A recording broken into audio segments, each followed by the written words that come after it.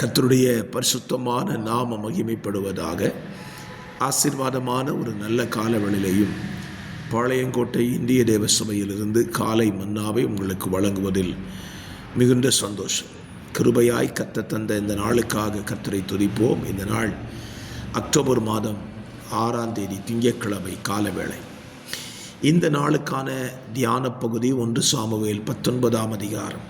அந்த அதிகாரத்தில் 24 வசனங்கள் இருக்கிறது. வாசித்து தியானியுங்கள். இந்த அதிகாரம் தாவீதையும் சவுலையும் யோனத்தானையும் குறித்து சொல்லப்படுகிற சம்பவங்கள் இந்த அதிகாரத்தில் அடங்கி இருக்கிறது.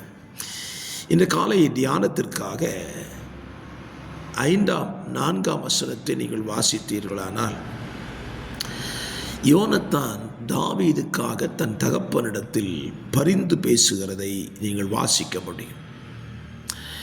யோனத்தான் தன் தகப்பனாகிய சவுலோட தாவீதுக்காக நலமாய் பேசி, ராஜா தம்முடைய அடியானாகிய தாவீதுக்கு விரோதமாய் பாவம் செய்யாதிருப்பாராக, அவன் உமக்கு விரோதமாய் பாவம் செய்யவில்லை, அவன் செய்கைகள் உமக்கு மெத்த உபயோகமாய் இருந்ததே என்று சொல்லி தாவீதுக்காக சவுலினிடத்தில் அல்லது தாம் தகப்பனிடத்தில் பரிந்து பேசுகிறான். இந்த காலவேளையிலையும் நம்ம வாழ்க்கையை நாம் சிந்தித்து பார்ப்போம். நாம் எப்படிப்பட்ட நிலையில் இன்றைக்கு வாழ்ந்து கொண்டிருக்கிறோம்? இந்த பரிந்து பேசுதல் என்பது தேவனுடைய சுபாவங்களில் ஒன்று. இன்றைக்கும் தேவன் நமக்காக பிதாவினிடத்தில் பரிந்து பேசி கொண்டிருக்கிறார். இந்த பரிந்து பேசவில்லை என்றால் இன்றைக்கு நம் நிலைமை வித்தியாசமாய் மாறியிருக்கும். நாம் அழிந்து கூட போயிருக்கலாம். காரணம், நம்முடைய வாழ்க்கையில் ஏற்படுகிற தவறுகள், பலவீனங்கள், பாவங்கள் பிதாவின் கோபத்தை நம்மேல் செலுத்துவதற்கு ஏதுவாய் இருந்திருக்கும். ஆனால் பிதாவின் கோபத்தை தணிக்கும் வண்ணமாக தன்னுடைய பிள்ளைகளுக்கு எதிராக தேவ கோபம் ஊழக்கூடாது என்று சொல்லி பிதாவின் வலது பாரிசத்தில் அமர்ந்து தினந்தோறும் நமக்காக அவர் பரிந்து பேசி கொண்டிருக்கிறார்.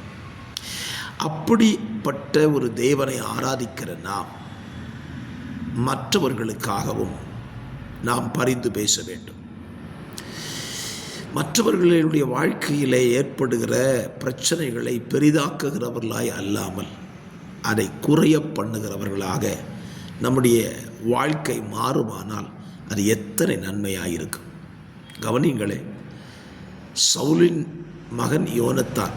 சவுல் இறந்தால் யோனத்தான் தான் ராஜ பட்டத்துக்கு வர வேண்டிய ஒரு நிலை.